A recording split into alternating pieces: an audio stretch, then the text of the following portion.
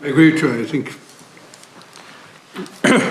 I mean, there was challenges with rural electrification, and they were very clever. They sent all sorts of people around the country selling the message that it was safe. But the one thing certain is, I think if it would be fair to say that if you had to do it nowadays, it would never have happened. And that's a challenge in our society. It's a big challenge.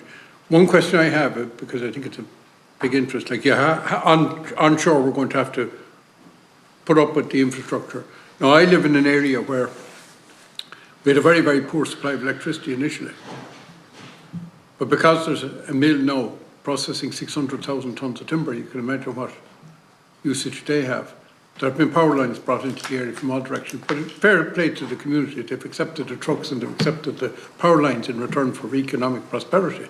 And I think we as a nation have to start making sure that those choices, the right choices, are made and get on with it. Can I just ask one question?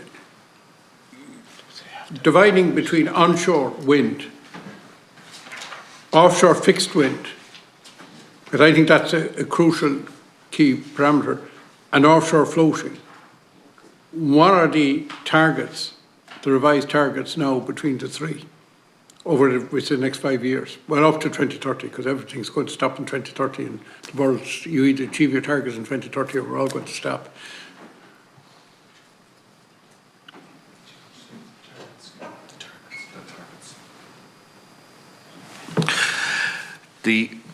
The targets for offshore don't distinguish between fixed and floating.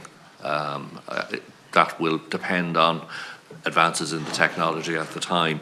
The target for onshore wind is 9 gigawatts, and by 2030, 5 gigawatts of offshore wind connected to the grid, and a further 2 dedicated, not connected to the grid, presumably dedicated to hydrogen production.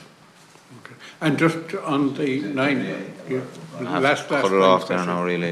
Yeah, but this is probably one of the best sessions we've ever had in here. I'm very glad for you. And we've had some good ones. Just, I take it that all of the offshore that are going to happen between now and 2030 are fixed to the bottom of the sea. I think that would be a reasonable assumption. Yeah, okay. Yeah. That's what I thought. Yep.